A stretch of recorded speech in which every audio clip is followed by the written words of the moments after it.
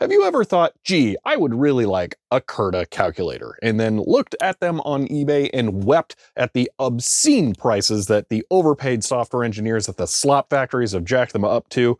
There is just no reason for a Curta to sell for $1,000. There's nothing revolutionary about them other than the thing that literally revolves inside. They were not the first pocket calculator, and they were not the fastest mechanical calculator. Now, if you really do want a pocket mechanical calculator, an Adafix Addiator is probably the best option to go for. And I'm particularly excited to finally have an original Arithma example here. So I thought I would show this off today and kind of explain why you're better off getting one of these than a Curta. Now, I think interestingly here, the example I have was either fully complete or some kind of display example, because I have all of the accessories here, and then it has this interesting little card that I think would be put on a counter near a register to entice buyers to pick one up. It's just really cool to see. I don't know what else this would be for other than that. But the Arithma Addiator is based on the slide calculator designed by Loose Tranche and is absolutely fantastic. Now, this particular Addiator is a slightly later revision and is an interesting US import, as we'll see in a moment. But this is a stylus-driven mechanical slide calculator, and they are super cool. And the main operating principle for an Addiator is the sliding metal bars that are inside of the calculator. Now, these can be moved to different positions to show different digits on the display. When you need to clear the calculator, there is a bar on the top that you pull on that moves all of the slides back up. This is the basic premise for how to use this machine. Now, if you want to enter a number, you need to decide how many significant digits you need either direction. Technically, this is where you enter the first integer digit, and then these would be the decimal points. So if you wanted to enter pi as 3.14, you would do it like that. I know what 4 is.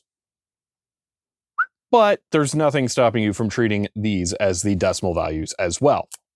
Now, basic operations on this are extremely easy. We can see that we have addition up here and we have subtraction down here. Inputting a number at all is exactly the same thing as an addition operation. So if we wanted to input 52, we go to the 5 and the 2, and we pull those down. We can see that has added them to the register here. I'll take a moment to note that while this unit is overall in very good shape, we can see how much wear these slides have had because someone actually used this thing a ton. People say that the Curtas, were highly reliable and used a lot. Well, so were these. We can see based on the wear on this 0 versus this 0 in the leading column, yeah, this thing saw a lot of action. Now with 52 entered here, we could add an additional number to this. Like, let's say we want to add 19. We could start up here and we can pull our 9 down, but we'll quickly find that this jams before we get to the bottom, and we can see this up arrow right here. And when I release this, I was in the 1 position. And when we see that up arrow, that means that we need to take the slide all the way back up and then move it over into the carryover position there. This has added 1 to the next digit over so that we could add our full value of 9 to both registers. Then if we were continuing to add our, I think I said 19, we can just do that. I don't remember what the number was, but that's how you do a carryover. Now we do the same thing on the bottom if we want to do a subtraction. So let's say we want to subtract 2 here. Now we also need to go towards the center, but we can see that we get the red arrow there again as well. Now, if I bring this back to displaying 71, there is a more efficient trick that we can use. When we put the stylus in here, if we see that it is surrounded by red, then we know that we're going to underflow or overflow when we move this operation to the center.